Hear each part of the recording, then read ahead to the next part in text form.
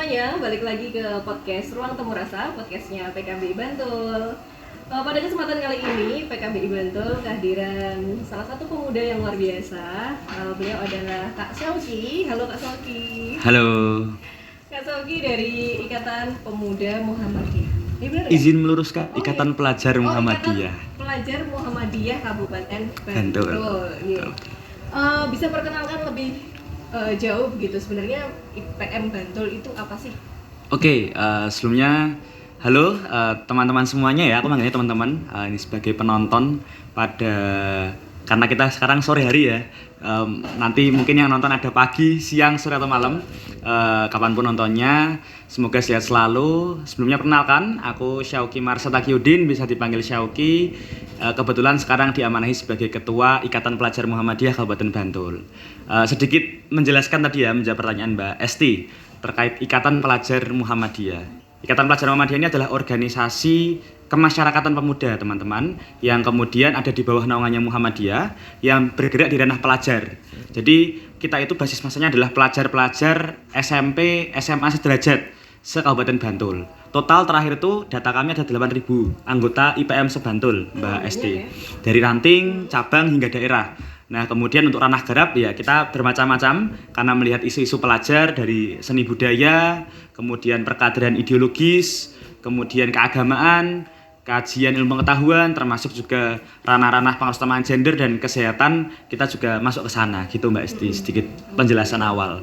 Oke, jadi banyak ya ternyata anggota dari Ikatan Pelajar Muhammadiyah di Kabupaten Bantul sendiri. Nah, bicara soal pelajar ini kan teman-teman rata-rata berarti usianya remaja ya. Betul. Nah, menurut Kak Syauki sendiri kondisi remaja di Kabupaten Bantul terkait dengan kesehatan dan kesejahteraannya itu seperti apa sih? Oke, sebenarnya bicara kesehatan ini kan sangat kompleks ya Mbak Esti ya. Misal kita mulai dari kesehatan fisik itu kan bisa membahas kesehatan reproduksi, kemudian nanti juga kalau sekarang bahasanya generasi muda itu generasi jompo itu kan juga masalah kesehatan fisik itu Mbak. Dikit-dikit sakit punggungnya, boyoan dan sebagainya itu kan kesehatan fisik, termasuk kesehatan mental, kesehatan psikis yang sekarang juga banyak menyerang generasi muda kita. Jadi bicara kesehatan sangat kompleks teman-teman. Ketika kita melihat realitas pelajar hari ini ya, kesehatan fisik tadi, kesehatan reproduksi secara khusus saya melihat ini ya cukup menjadi perhatian kita semua karena memang bicara kesehatan reproduksi akan bicara hal-hal yang nanti akan mengarah ke hal seksualitas dan sebagainya.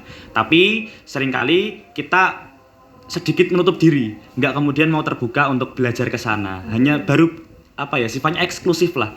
Baru beberapa orang yang mau benar-benar concern ke sana, belajar ke sana. Termasuk tadi kesehatan mental ya, kesehatan psikis yang mungkin generasi muda kita lihat berita ada bunuh diri, kemudian depresi. Itu kan masalah-masalah yang ada di sekitar kita dan menjadi pengganggu fokus belajar teman-teman di Bantul gitu. Nah, bicara tadi sedikit gitu yang tertarik bicara soal kesehatan reproduksi. Menurut Syauki sendiri pengetahuan tentang kesehatan reproduksi itu seberapa penting sih? Oke, bicara kesehatan reproduksi tadi tentu sangat penting ya karena ini merupakan saya bilang hal dasar. Jadi kalau misal kita mau melihat bangunan itu kan kita harus lihat pondasinya. Nah, reproduksi atau pengetahuan terkait reproduksi ini juga merupakan hal dasar yang harus dipahami dan dimengerti oleh teman-teman pelajar hari ini.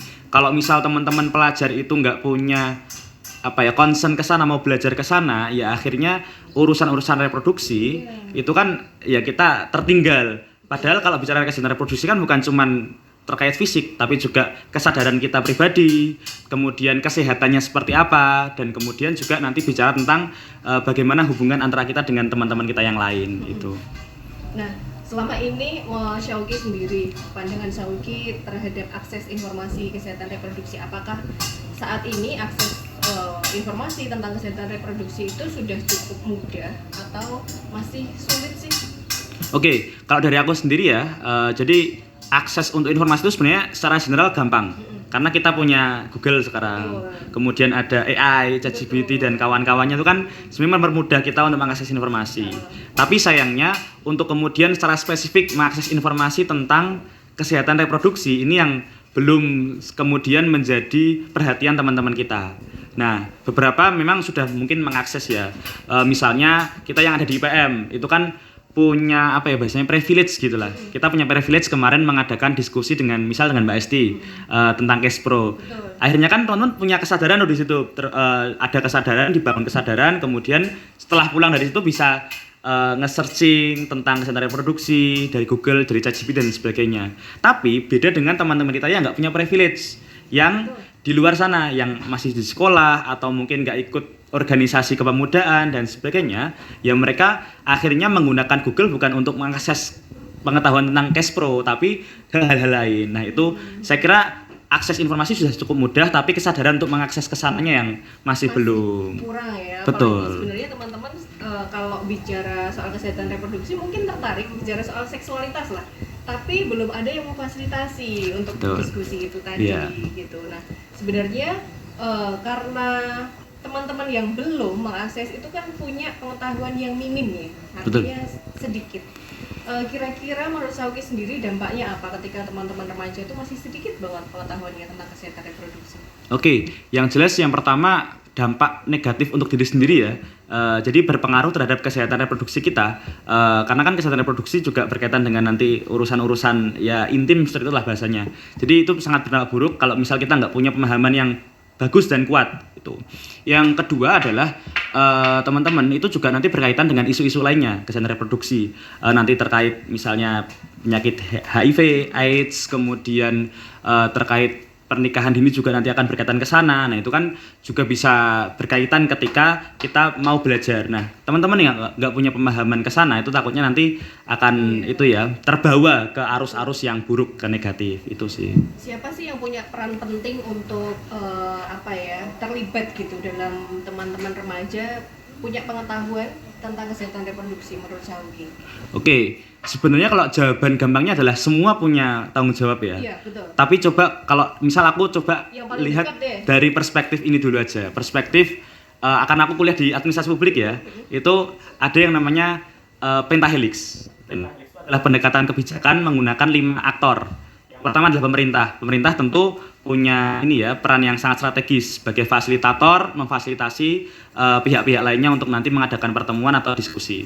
Yang kedua adalah media. Media itu kan punya peran yang sangat penting hari ini karena ya mereka sebagai instansi atau lembaga yang menyebarluaskan informasi kepada generasi muda kita. Ketika mereka punya wewenang untuk menyebarluaskan informasi, ya mereka juga harusnya bisa mengangkat isu-isu Cashpro, isu-isu terkait tadi kepada pelajar-pelajar kita di pemberitaan ataupun melalui artikel-artikel yang ada. Kemudian yang ketiga adalah melalui dunia bisnis, itu juga bisa nanti terlibat dalam edukasi, misalnya supply untuk membantu pendanaan sosialisasi, edukasi dan sebagainya. Kemudian ada juga swasta atau akademisi kampus itu kan juga mungkin ada yang mengarah ke sana nanti bisa membantu edukasi, dan yang terakhir adalah NGO atau masyarakat itu sendiri. Nah kita melalui OKP, Ormas, kemudian misal IPM, PKBI itu kan juga bisa mengadakan kegiatan-kegiatan melalui kerjasama dengan tadi pihak-pihak tadi. Nah kemudian yang paling dekat jelas adalah yang pertama orang tua. Orang tua itu kan kalau bahasa di kami itu kan sebagai sekolah yang pertama, madrasatul ula gitu ya.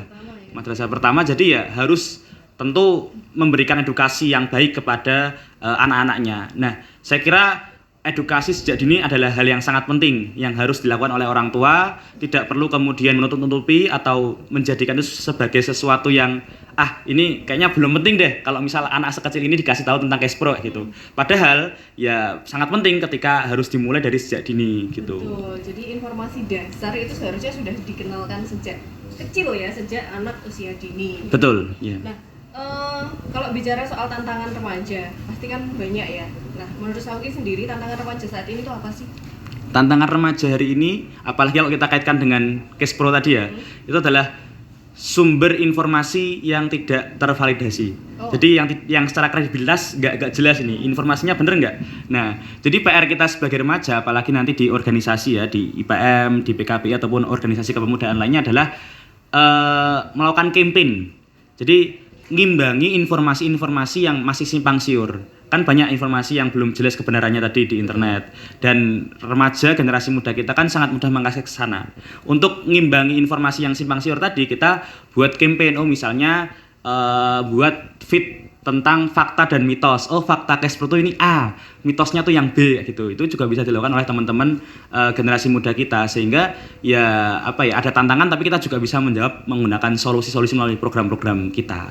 Oke, berarti sebenarnya pengaruh media itu sangat penting ya untuk teman-teman remaja ya. Iya, sangat penting karena kan Medianya apa sih yang diakses sekarang teman-teman remaja?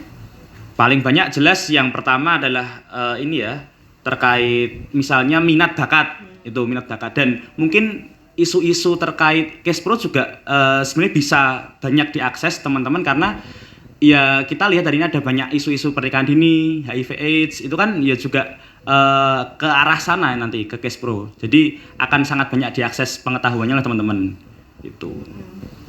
Masih ini ya, sebenarnya juga ada tantangan lain gitu kalau bicara soal stigma di teman-teman remaja gitu. Oh iya, iya betul Jadi betul. kayak bicara soal kesehatan reproduksi, seksualitas itu kayak masih tabu atau Betul. saru gitu. Menurut Sauki sendiri itu gimana? Iya, saya kira juga di lingkungan yang saya alami hari ini mungkin merasa masih agak kurang pantas gitu ya untuk membicarakan hal ini. Tapi ke depan ya harapannya tentu teman-teman di IPM ataupun di OKP, termasuk harapannya dengan diskusi hari ini dengan PKBI itu bisa membuka apa ya, pengetahuan kita bahwa ya pembicaraan tentang reproduksi seksualitas itu adalah hal yang sangat penting, yang kemudian juga nanti bisa dibicarakan di forum-forum, nggak harus forum formal tapi juga non formal bisa, tapi dengan catatan adalah ada yang memfasilitasi, ada yang paham lah. Jadi omongannya tuh nggak ngalor ngidul, nggak jelas gitu, cuman apa ya, saling menuduh atau saling menjudge gitu. Betul. Jadi teman-teman tuh sebenarnya jadinya agak kurang nyaman gitu ya kalau bicara soal kesehatan reproduksi, tapi nggak ada yang memfasilitasi, nggak ada yang nengahin gitu. Betul, ya. Berarti boleh lah kapan-kapan kita diskusi lebih lanjut soal kesehatan reproduksi. Nah tadi kan Sauki menyinggung juga tentang angka HIV yang tinggi, pernikahan anak yang masih cukup tinggi juga di Indonesia, termasuk di Kabupaten Bantul. Tanggapan Sauki sendiri tentang hal ini tuh gimana? Oke, ya tanggapannya jelas ini miris ya. Jadi urusan akhlak, urusan moral itu kan adalah urusan yang sangat penting sebenarnya. Dan ini kalau di kami ya sangat berkaitan dengan bagaimana organisasi, bagaimana sekolah itu bisa hadir memberikan edukasi kepada teman-teman terkait tadi HIV AIDS, kemudian pernikahan dini.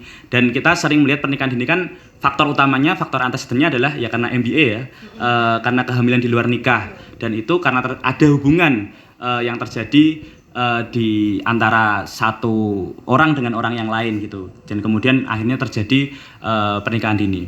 Kemudian merespon hal tadi ya tentu yang pertama ini ya perlu penguatan ini sih, apa ya, pengetahuan secara agama. Ya agama di ajaran kami kan jelas bahwa ya memang tidak diperbolehkan. Kemudian yang kedua adalah menguatkan urusan-urusan akhlak moral, itu kan juga harus menjadi satu hal yang penting untuk kemudian membatasi apa ya, pertemanan, membatasi hubungan antara satu jenis kelamin dengan kelamin yang lain. Itu jadi harus betul-betul paham lah secara agama ataupun urusan moral itu. Begitu. Menarik. Jadi penekanannya teman-teman tuh lebih menguatkan di ini ya, keimanan begitu ya. Betul ya. Nah, kalau bicara soal ini juga, tadi kan pernikahan anak yang tinggi. Nah, sekarang itu dampak efek dominonya adalah angka HIV pada remaja yang juga cukup tinggi. Nah, perhatian khusus tuh diberikan nih untuk teman-teman remaja terkait hal ini gitu. Menurut Sauki sendiri tuh melihat situasi HIV dengan remaja dengan HIV itu kayak gimana?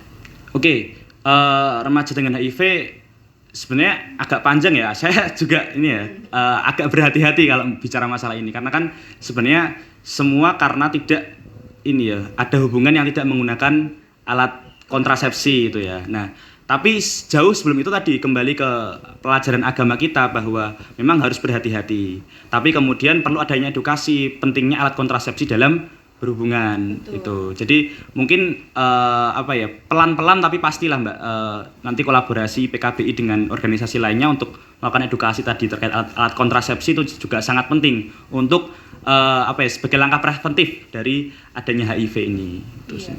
Jadi sebenarnya tantangan tentang kesehatan reproduksi itu sebenarnya banyak, dan sejak dulu tuh berulang-ulang gitu ya, bicara soal kesehatan reproduksi yang katanya masih saru, masih tabu, masih kayak kurang nyaman untuk dibicarakan. Tapi kita kalau melihat angka pernikahan anak yang juga tambah tinggi, angka remaja dengan HIV yang juga tambah tinggi, ini kan jadi memprihatinkan Iya, gitu ya, apalagi betul, ini terjadi di lingkungan kita, dekat dengan kita gitu. Nah, di IPM sendiri gimana teman-teman di IPM membangun apa ya, lingkungan yang kondusif gitu untuk tidak memberi stigma dengan teman-teman ODIF, orang dengan HIV positif kayak gitu. Pernah nggak hal-hal seperti itu didiskusikan? Oke, sebenarnya kalau secara spesifik membahas terkait tadi ya, orang yang menjadi penyintas HIV itu memang belum pernah sejauh ini. Tapi langkah-langkah yang memang sudah jelas kita lakukan itu yang pertama adalah diskusi terkait case pro dan pernikahan dini, Mbak. Jadi case pro ini kan sebagai tadi ya hal dasar, ya pengetahuan dasar yang harus dimiliki oleh teman-teman pelajar. Nah, kita mulai dari pengetahuan dasar tadi, diskusi dengan Kemen PKBI, kemudian juga dengan teman-teman sebantul waktu itu perwakilan cabang dan sekolah-sekolah itu untuk memberikan edukasi bahwa proses diskusi atau pembahasan tentang case pro, tentang hal-hal yang mengarah ke sana itu tidak lagi menjadi hal yang tabu, tapi harus bisa kita buka dalam forum-forum yang besar, dan harapannya juga nanti setelah mereka kembali dari diskusi tadi di forum-forum yang ada di IPM bisa mengkampanye atau melakukan campaign dengan teman-teman yang ada di sekitarnya. Jadi nggak berhenti di forum diskusi tadi. Iya. Itu sih. Ya, terus ditularkan begitu ya. Betul. Informasinya. Nah, berarti saat ini program atau yang sudah pernah dilakukan oleh IPM, program-program apa saja yang berkaitan dengan kesehatan?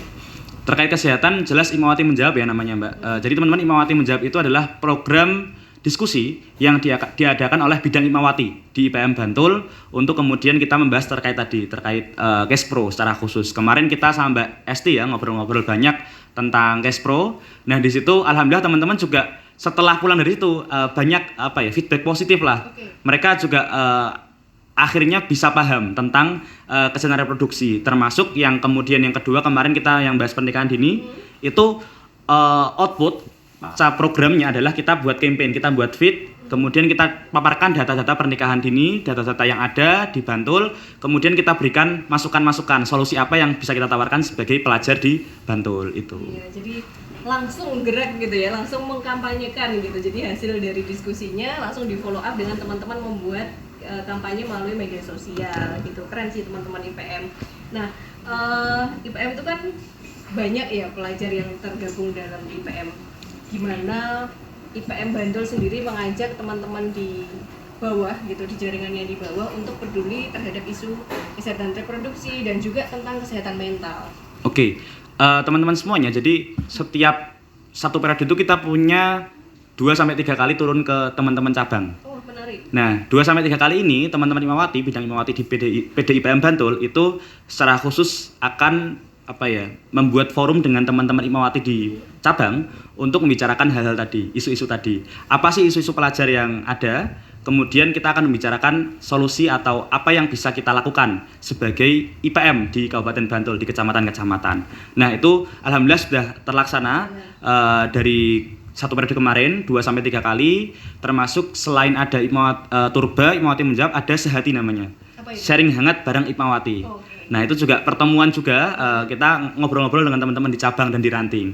Termasuk beberapa kali kemarin kami juga diundang ke keputrian. Kalau hari Jumat kan yang cowok-cowok sholat Jumat. Yeah. Nah, teman-teman Imawati itu diminta untuk hadir ke sekolah-sekolah mengisi keputrian, dan juga salah satu isu yang kita bahas tentang case pro tadi.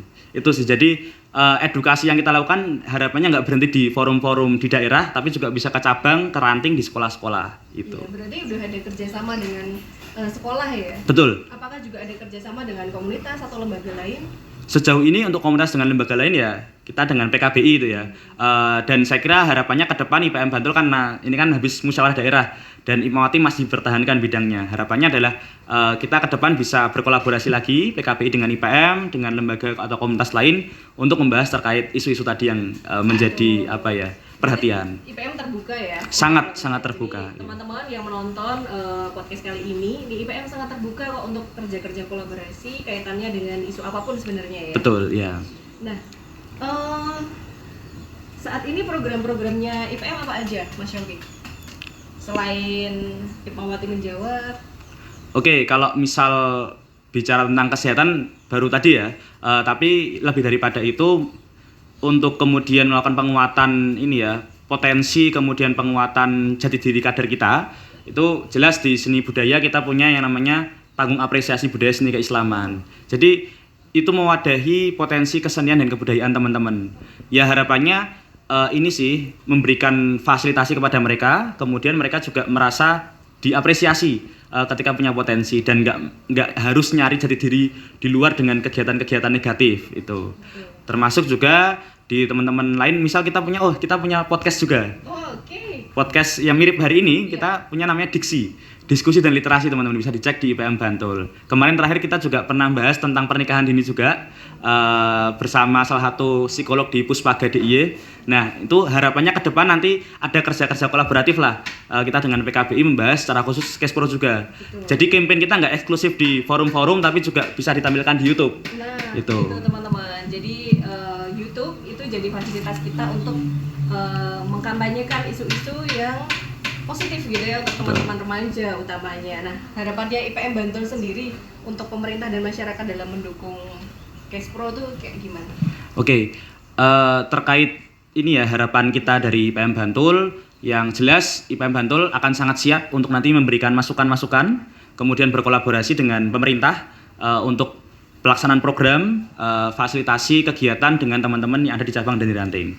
Kemudian yang kedua adalah dengan lembaga komunitas lain, ya kami akan sangat terbuka, kemudian insya Allah kami siap untuk nanti ketika ada tawaran kolaborasi, kita siap untuk bekerja sama lah mengadakan kegiatan-kegiatan edukasi. Dan yang ketiga, komitmen untuk diri kami sendiri, kami juga akan sangat siap untuk membantu teman-teman cabang ranting ketika ada permasalahan-permasalahan terkait tadi yang menjadi pembahasan kita.